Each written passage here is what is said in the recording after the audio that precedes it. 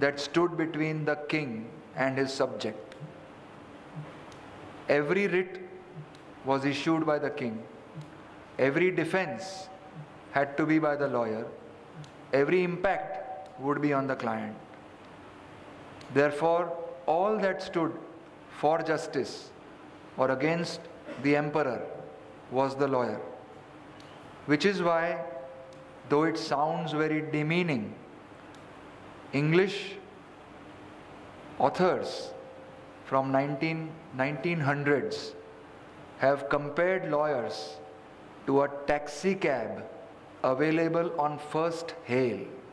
જે પહેલા હાથ ઊંચો કરે એ રિક્ષા ત્યાં ઊભી રહે. It sounds demeaning because society has misunderstood કે તમે પૈસા માટે કંઈ પણ બોલો ને. They overlook the fact that the principle started that a lawyer is bound by his profession to take up any cause at personal peril or unpopularity. If the client comes with a cause, it is no part of a lawyer's duty and it is cowardice to refuse a matter because it will impact a lawyer. This was considered a very, very fundamental breach of professional ethics from the 1900s because they said that democracy and human rights will fall. If a lawyer got up and said, I won't appear against the king because then tomorrow he might not give me his largesse, it's doing disservice to his profession. He's better off working as a cobbler or a saloonist. Therefore, one of them, you have raised a very, very important point. I am nobody to say anything on it. I can only tell you that this is absolutely well crystallized. It's intrinsic to our ethics that we are fearless, don't care about the wrath of the establishment, and fight causes for whoever comes to us. For if you go through this ethics of advocacy, you will find a clear answer to your issue, and I would say that it requires you to take up cases without fear or favor. Personal ambition does not come in the way of doing service to your client. To my other friend who has just asked the same question, it is regarding to the professional ethics only. But just one question is, if we know a client that he has committed a crime, and now our duty is, as you said, I mean, once a person has come and you have to save him. Now, what should we, I mean, as in line of argument or as to save a client, how should we pose or how should we face the court? I mean, should we actually look after the facts? I mean, should we deal with the facts, or should we, only with laws we have to say an alternative way to save a client? Any serious question like the one you are raising, okay, I'll summarize very quickly. I can only claim the arrogance of having read the answer. This is, in terms, there is an answer to it. It goes like this. If the client has confessed his guilt to you before taking up the matter, don't take up the matter. If the client's guilt becomes evident in the course of the trial, you cannot give up the matter because it will prejudice his case. Suppose the client says that he has committed the crime, remember that the criminal jurisprudence is that innocence has not to be proved, the criminality has to be proved. It is the state's duty to prove the offense beyond reasonable doubt. Therefore, ultimately the concept of a crime is you fall foul of a law in a state of knowledge. Therefore, you will be within your rights to say that the client was either insane or incapable of knowing the result of his action, which is a defense against the sentence or the fine.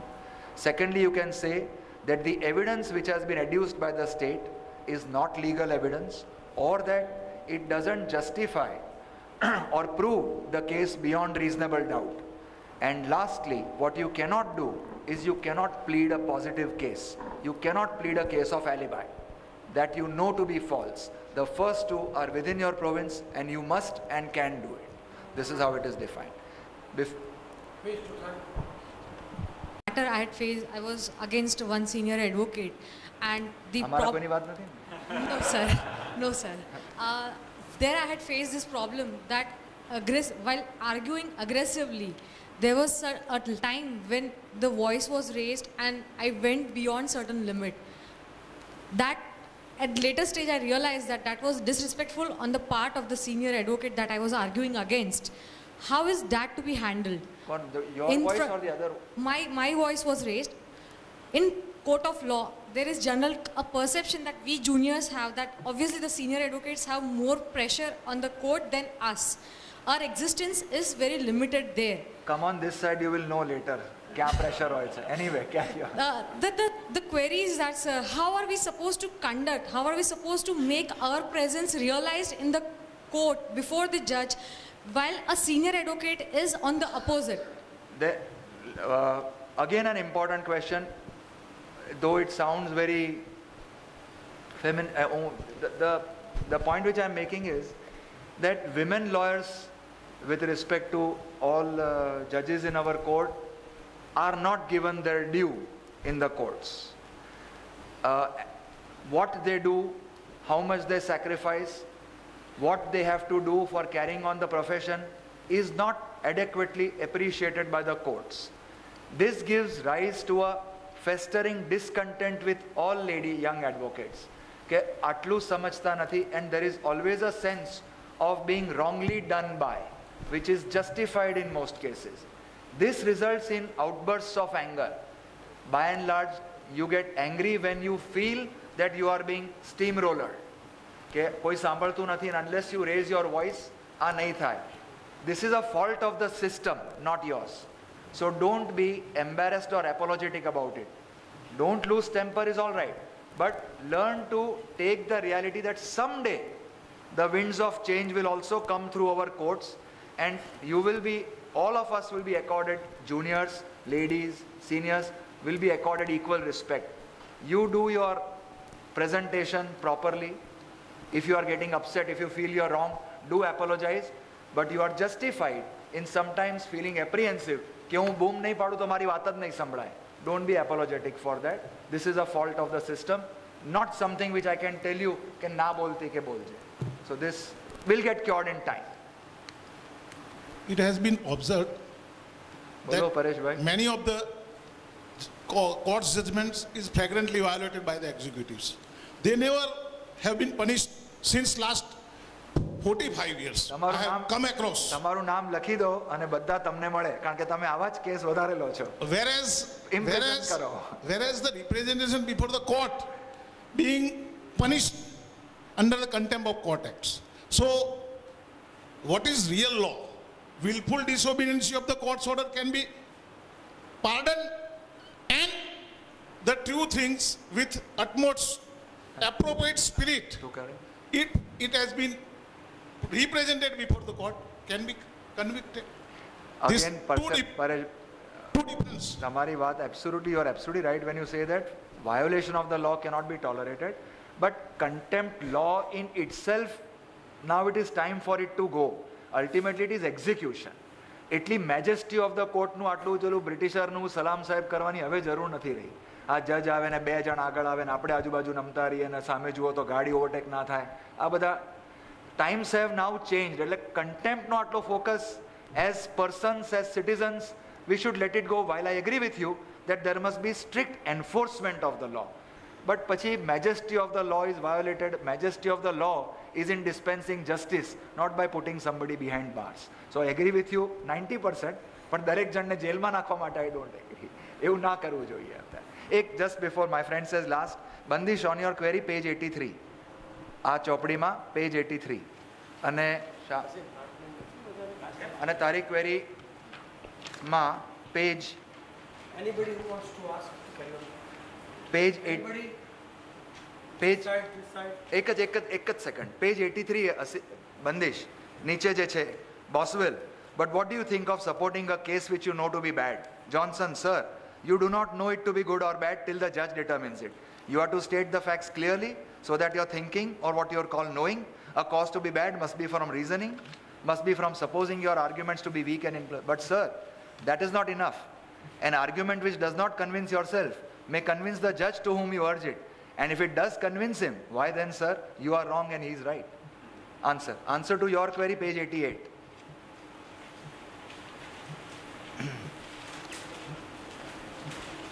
Last paragraph on page 88. As it happens, this very question, any upar the query is on page 87, page 87, last paragraph. Kya થાય છે કે when he confesses your guilt, then just go to 88 quickly before Asim switches off the mic.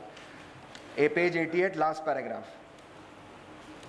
As it happens, this very question of representing a guilty client was before the Council of the English Bar. એના પછી છેલ્લી ત્રણ લીટી. The reply of the Bar Council approved by Sir Edward Carson and Robert Finlay is instructive. The topic is dealt with atlu atlu. Page 89, first line. If the confession is made before the trial on one hand, or on the other hand during the trial, or in such circumstances, the advocate cannot withdraw without seriously compromising the position. In the former case, the Bar Council states that it is most undesirable that an advocate to whom the confession has been made should undertake the defense, as he would be certainly embarrassed. Agan. Next paragraph. In considering the duty of an advocate in the latter case, the Bar Council pointed out that it is essential to bear in mind Atran Vastu, which I told you. Every punishable crime is a breach. 2. Issue is always whether the accused is guilty. 3. Affirmative rests on the prosecution. Duty of the advocate is to protect his client except by a competent tribunal upon legal evidence sufficient. And the ways in which this can be done: A.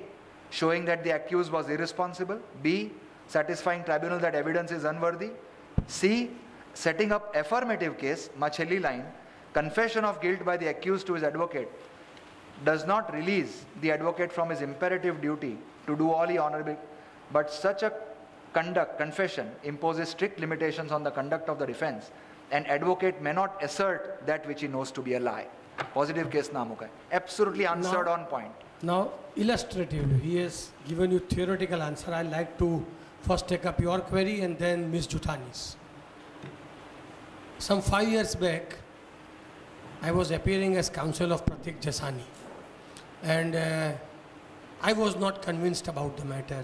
Then he pointed out that this point, I was not convinced with that point. Matter came up before Justice Jayant Patel. And when he was dismissing the matter, I thought, let me put this point first. Moment I put that point, Justice Patel said that this you should have pointed out. At the outset, I would have admitted the matter. Matter was admitted, stay was granted. 5-6 months later, roster came back to Justice Patel, and advocate and record was sitting on my head, said we must conduct it. And I started with that 5th point, and the answer was, what a hopeless point. The point also, this is, we don't decide. I mean, that's very important, let judge decide. In 1986, Mr. R.N. Shah, who now doesn't come to the court very regularly, got a matter admitted before Justice, I will not say got an, but Justice Ahmadi was good enough to admit his matter. Again, same thing, 4-5 months back, Justice Ahmadi roster came back to him, and he sat at 11 o'clock. At 3 o'clock, when his matter was called out, Justice Ahmadi was about to dismiss. So he said that your lordships have admitted the matter. So he doesn't used to wear specs straight. While on dais, he used to wear specs like this and look straight to you, said that was a weaker moment. So this happens. Now coming to Ms. Jutani's query, very important query. This is going on since time immemorial. But in our days, early days, we used to say that on the face of the judge, that sir, we feel injustice being meted out to me or to us, in as much as you are giving due weightage to the senior and my submissions are not taken seriously. Please don't say this, huh? Those were the days when that giant judge was presiding, Justice P.D. Desai, Justice M.P. Thakkar. When I joined the bar, Justice Thakkar was the Chief Justice, Justice P.D. Desai was a senior judge, Justice B.K. Mehta and many more, who used to take this with right spirit and give you time to deliver your arguments, and they used to appreciate. But for the heaven's sake, don't do it now. Your query about appearing, sorry, I don't know your name, your Tejas. Have a look at 79 and then read forward and backward from there, not taking up your time. 79 of the compilation, read the words of Erskine, last 4 lines. On page 79, exactly what you are thinking about. Last 3 words. From the moment that any advocate can be permitted to say that he will or will not stand between the crown and the subject, arraigned in the court where he daily sits to practice, from that moment, the liberties of England are at an end. I think many queries are there, but more interesting topics are there which are going to be discussed. Only one query more, and thereafter we will hand over the mic to Mr. Udayan Vyas, who is to deliver lecture on interpretation of statute. Just quickly. Yes, sir.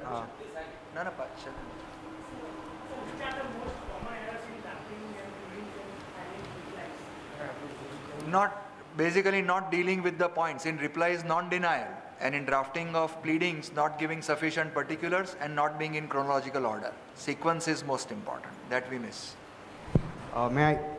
It's very Sir, in the context of conducting ourselves in court, sometimes it happens that before preparing for the matter, we might have thought for 10 points to put forward, or there must be something that we know that we only ought to say to a certain extent, or something which needs more elaboration. But then due to anxiety or impulsiveness, it so happens that you forget everything, and nothing just comes out as you might have thought it should.